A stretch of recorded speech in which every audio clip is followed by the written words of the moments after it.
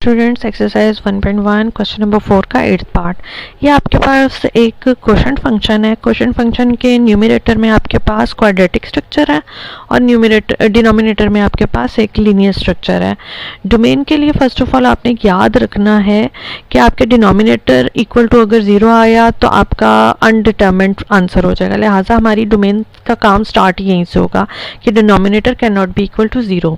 Denominator में x-4 हमने उसको रखा can not be equal to 0। It means just 4 जो सा है वो आपके पास नहीं होगा डोमेन का पार्ट, बाकी तमाम पार्ट जो से हैं 4 से ऑनवर्ड और 4 से बिफोर ये सारे के सारे इंक्लूडेड है आपके पास। और इसको लिखने का तरीकेकार ये है कि कैपिटल R मतलब सेट ऑफ रियल नंबर्स, उसमें से माइनस किया 4 और 4 को हमेशा आपने कर्ली ब्रैकेट्स में रखना है सेट की फॉर्म में। आप ऐसे लिखें या दूसरे तरीके से, दोनों तरीके बिल्कुल इक्वलेंटली ओके हैं।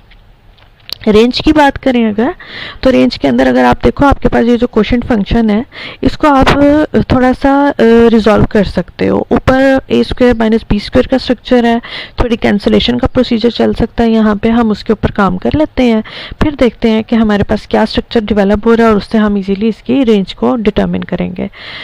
x-4 से कैंसिल आउट। सो बेसिकली ये जो एक क्वोशंट फंक्शन आपको नज़र आ रहा था ये एक्चुअली एक लीनियर फंक्शन है और लीनियर फंक्शन में आपको आइडिया है ये set of all real number जो से इसकी रेंज होती है आपके पास।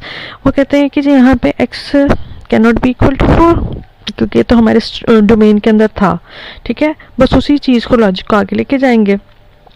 Can not be equal to 4 मतलब या तो आपके पास 4 से बड़ी रकमें होंगी या फिर उससे लेसर होंगी। तो देखें कैन नॉट इक्वल को अगली लाइन में ग्रेटर और लेस देन के सिंबल से हमने रिप्लेस कर दिया है।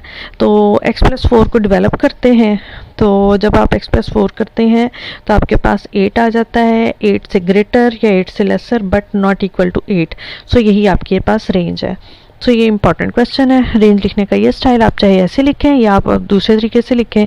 पहला जो तरीक़ेकार है वो सेट की फॉर्म में लिखने का तरीक़ेकार है, नोटेशंस हैं, और अगला जो तरीक़ेकार है ये है इंटरवल की फॉर्म में लिखा गया, ठीक है। This is the answer.